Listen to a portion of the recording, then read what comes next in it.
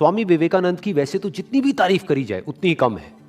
उन्होंने जो भी कुछ किया या जो भी कुछ कहा वो सारा ही एक से बढ़कर एक है। लेकिन उस सब में से जो मेरा पर्सनल फेवरेट है, जो मुझे बहुत ज्यादा पसंद है, वो एक लाइन जिसने सिर्फ हिंदुस्तानियों का ही नहीं बल्कि पूरी दुनिया का दिल जीत लिया। वो उन्होंने कही थी 1893 में शिकागो, अमेरिका में। वो लाइन उनकी स्पीच की पहली लाइन थी। वो लाइन थी, sisters and brothers of America. इससे क्या पता लगता है? इससे हमको उनकी सोच के बारे में पता लगता है, उनकी थिंकिंग के बारे में पता लगता है कि वो सामने वाले को अपना समझते हैं।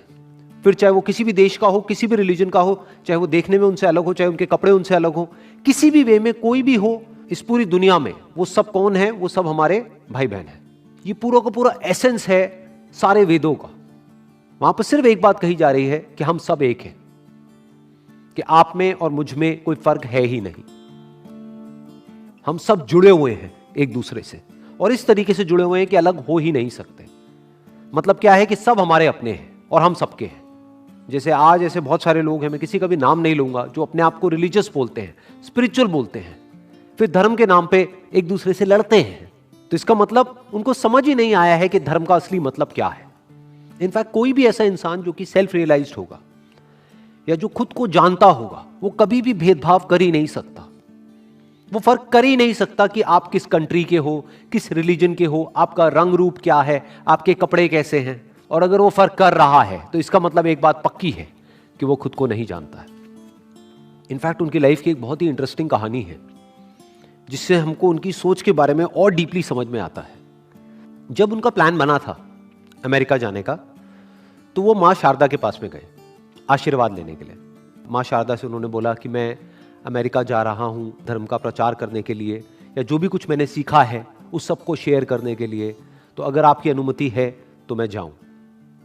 तो माँ शारदा ने उनसे कहा कि वो जो चाकू पड़ा है वो देना ज़रा मुझे। तो उन्होंने चाकू उठाया, उठा करके दे दिया माँ शारदा को।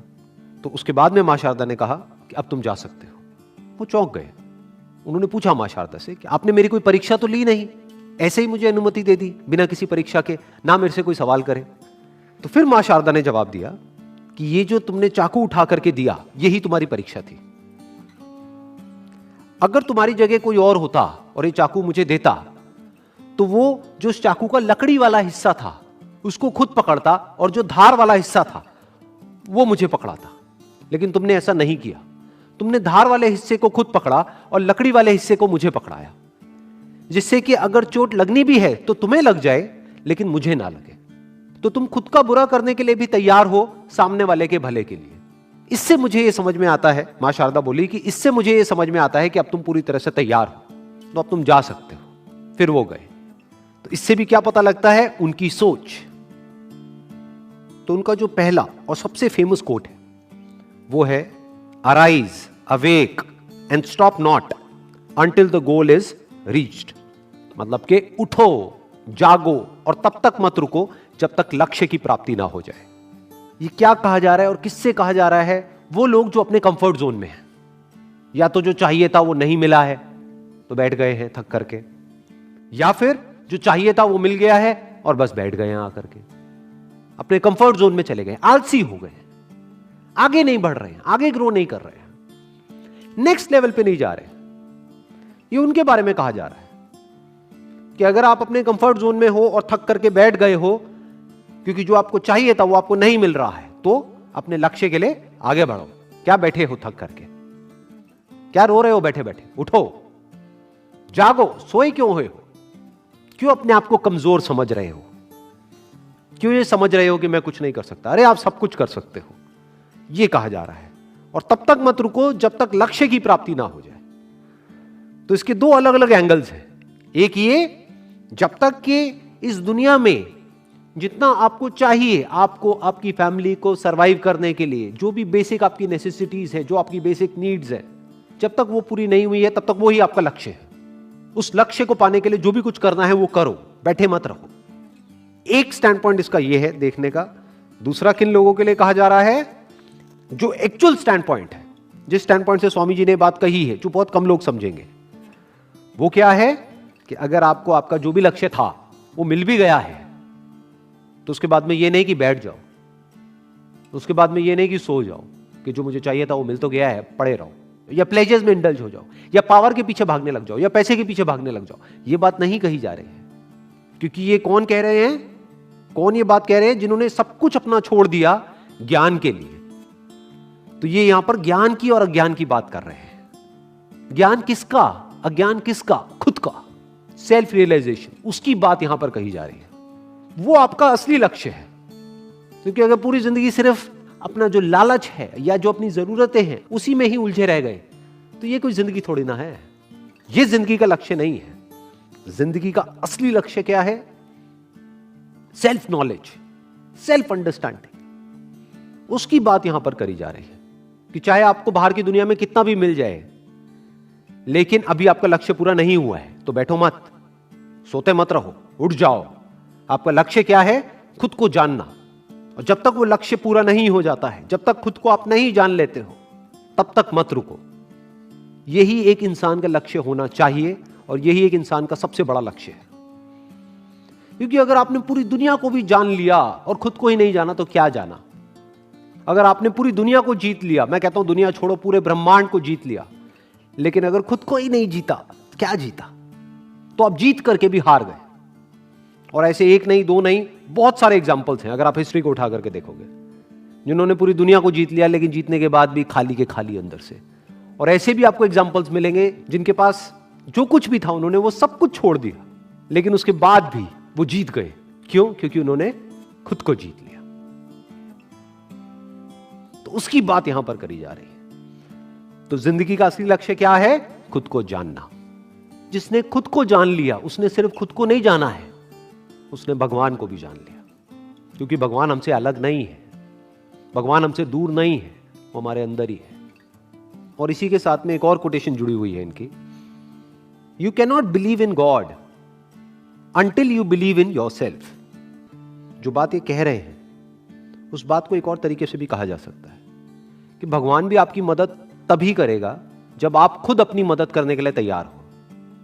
जैसे इससे मुझे एक बड़ी इंटरेस्टिंग कहानी याद आ रही है। एक बार एक गांव में बाढ़ आ जाती है, तो वहां पर सब लोग डूबने लग जाते हैं, गांव में बहुत बुरा हाल हो जाता है। तो एक आदमी है, उसको तैरना नहीं आता है, वो अपने घर की छत पे जाकर के खड़ा हो जाता है। तो धीरे धीरे पानी बढ़ने लग जाता है। जब पानी उसकी छत तक पहुंच जाता है तो वहां पर एक नाव आती है, एक रेस्क्यू बोट आती है उसको बचाने के लिए। वो आती है, कहती है कि बैठ जाओ, अब ये पानी बढ़ने वाला है, तुम्हारी छत भी डूब जाएगी थोड़ी देर में। वो कहता है नहीं, मुझे तो मेरा भगवान बचाएगा। उसके बाद में पानी और ऊपर आ जाता है और पानी उसके यहाँ तक आ जाता है। थोड़ी देर में एक हेलीकॉप्टर आता है। वो हेलीकॉप्टर आकर के ऊपर से लाउड स्पीकर से बोलता है चीख चीख करके कि अभी भी वक्त है, आ जाओ, ये जो रस्सी हमने फेंकी है इसको पकड़ लो तो तुम बच जाओगे। वो कहता है नहीं, मेरे को इस रस्सी की जरूरत नहीं है, मुझे मेरा भगवान बचाएगा। वो डूब जाता है, मर जाता है। भगवान के पास में जाता है, जा करके भगवान को बोलता है कि भगवान देखो, मैंने आप पे इतना विश्वास किया और आपने मुझे नहीं बचाया। तो भगवान खींच करके उसको थप्पड़ मारते हैं और भगवान कहते हैं कि एक बात बता, वो जो बोट भेजी थी वो किसने भेजी थी? वो जो हेलीकॉप्टर भेजा था वो किसने भेजा था? वो रस्सी फेंकी थी वो किसने फेंकी थी? वो सब मैंने ही तो किया था। अरे मूर्ख, तू भी तो कुछ कर, तुझे भी तो अपना हाथ बढ़ाना पड़ेगा। मैंने तुझे अपना हाथ दिया तो मेरा हाथ तो पकड़ कम से कम। तो अंधविश्वास से काम नहीं चलता है। यही फर्क है अंधविश्वास में और विश्वास में। विश्वास क्या है कि मैं अपनी तरफ से कभी किसी के साथ में कुछ गलत नहीं करता हूं, मैं अपनी तरफ से अपनी पूरी मेहनत कर रहा हूं, मैं सब कुछ सही कर रहा हूं, तो मेरे साथ में गलत कैसे हो सकता है? भगवान बैठा तो है। यह विश्वास है। अंधविश्वास क्या है कि मैं कुछ ना करूं, जो करेगा भगवान करेगा। यह आलसीपन है कि आप एग्जाम की तैयारी करो नहीं और बोलो भगवान को कि हे भगवान पास करा दे। ये क्या है? ये सिर्फ आलसीपन ही नहीं है, धोखाधड़ी है कि हे भगवान, ये मैं 11 रुपए का अभी प्रसाद चढ़ा रहा हूं, अगर मैं पास हो गया तो 101 रुपए का चढ़ाऊंगा। मतलब क्या? भगवान को रिश्वत दे रहे हैं और खुद तैयारी करी नहीं है। आप तैयारी करो और आपको कुछ और करने की जरूरत ही नहीं है, बाकी काम भगवान करेगा। यह कहा जा रहा है। अगर आप अपनी तरफ से मेहनत में किसी भी तरह की कोई भी कसर नहीं छोड़ रहे हो और फिर उसके बाद में कह रहे हो कि अब जो होगा वो तेरे हाथ में है, तो बिल्कुल ठीक है। लेकिन आप अपना काम नहीं कर रहे हो और कह रहे हो कि सब कुछ तेरे हाथ में है, तो आप चाहते हो कि आपका काम भी कोई और करे, तो ये धोखाधड़ी है। तो ये है एक एंगल इस कोटेशन को देखने का। इसका एक और स्टैंड पॉइंट हो सकता है, जिस स्टैंड पॉइंट से स्वामी जी इसके बारे में बात कर रहे हैं।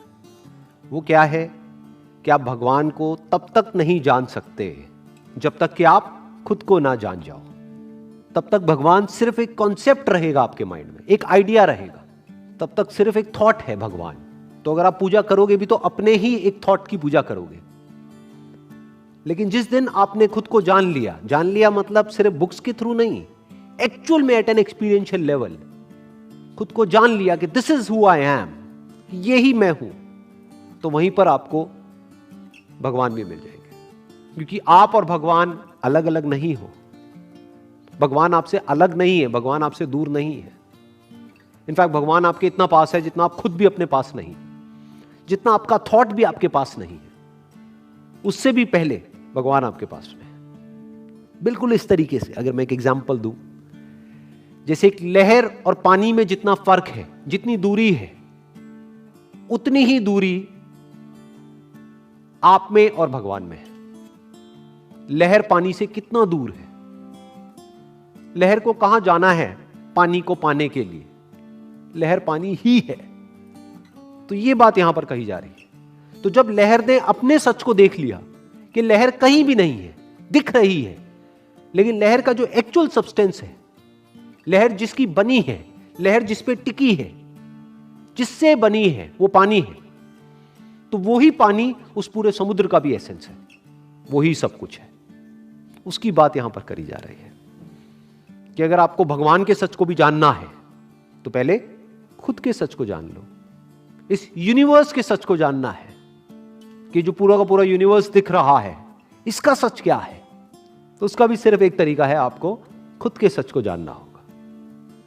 यानी अभी तक मैंने जो कुछ भी कहा है, या ये जितनी भी कोटेशंस है, उन सबको सम अप किया जाए और एक लाइन के अंदर कहा जाए तो वो क्या होगा कि जिसने खुद को जान लिया, खुद के सच को जान लिया, उसने सब कुछ जान लिया। अब उसके लिए जानने के लिए और कुछ बाकी नहीं। Wish you all the best. Thank you so much.